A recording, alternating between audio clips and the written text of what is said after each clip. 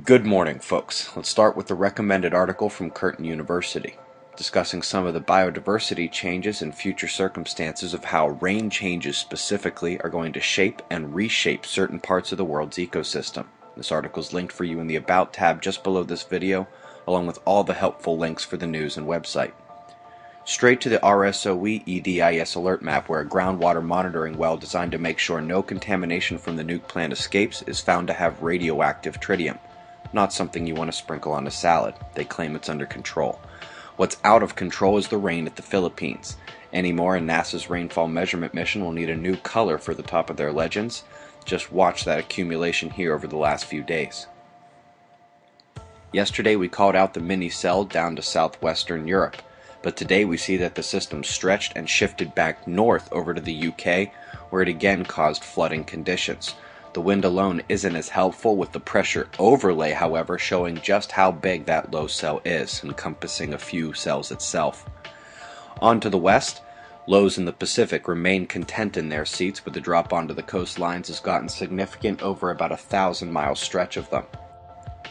Air diving down across the Canadian border, meeting warmer moisture from the south up into the central states, will make for some major snow in parts of the Midwest and further to the east. You can see again how the dip in upper-level air patterns brings the cold far, far south.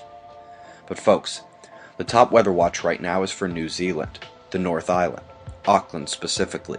Right now the storm is hundreds of miles offshore, but in a mere 3 days it will be time to hunker down. The strength will weaken a bit before landfall, but the precipitable water shows that the rain could be a major flood risk.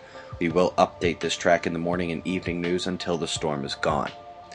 Solar wind, showing that the CME we expected either missed or is late. As we verify this on our backup from SOHO, this fortifies the original diagnosis of the event. We said it would be a minor CME and likely get here the 17th or the 18th. At this point, it's of scientific interest only. You know, these sunspots told me they'd be bringing a few friends. They should have brought more. The size is impressive, and so is the complexion we see at the further southern region, and also the development up north, baby spots born before our eyes in the last day. But despite this uptick in sunspot number, the flaring has died down off its high C peak yesterday. It is almost certain to come back today, however. M-flare chances should be around 50 or 60%.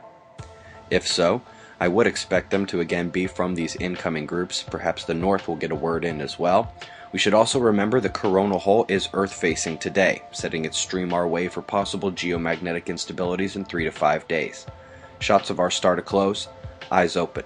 No fear, it's 6:15 a.m. Eastern Time, and that's the news. Be safe, everyone.